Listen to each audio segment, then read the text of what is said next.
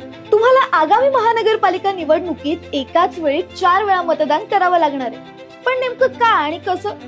तर महाराष्ट्रात होणाऱ्या आगामी महानगरपालिका निवडणुका बहुसदस्यीय पद्धतीने होणार आहेत. म्हणजे एका प्रभागात साधारण 4 जागा असतील आणि त्या 4ही जागांसाठी वेगवेगळे उमेदवार उभे राहतील.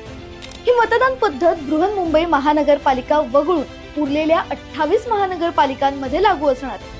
त्यामुळे मतदारांना मतदान करताना थोडे वेगळे पण महत्त्वाचे नियम पाळावे लागणार आहेत. आता प्रत्येक मतदान केंद्रावर प्रभागानुसार 2 किंवा 4 ईव्हीएम मशीन ठेवली जातील. आता उदाहरण द्यायचं झालं तर प्रभाग क्रमांक 1 मध्ये अ, ब, क आणि ड अशा 4 जागा आहेत. तर मतदाराला या 4ही जागांसाठी मतदान करणं बंधनकारक असेल. म्हणजे 4ही मतं दिली तरच मतदान पूर्ण समजलं जाईल. आता उमेदवार ओळखायला सोपा जावा म्हणून मशीनवर त्यांच्या नावांचं वर्गीकरण 4 वेगवेगळ्या रंगांमध्ये असेल.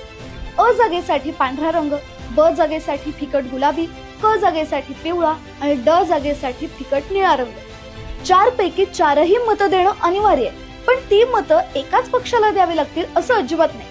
मतदाराला पूर्ण स्वातंत्र्य आहे की तो अ साठी एका पक्षाचा उमेदवार, ब साठी दुसऱ्याच पक्षाचा उमेदवार, क साठी तिसऱ्या आणि ड साठी आणखी वेगळा उमेदवार निवडू शकतो. हा, पण जर 4 पैकी एकही मत कमी पडलं तर तुमचं मतदान इनव्हॅलिड ठरेल.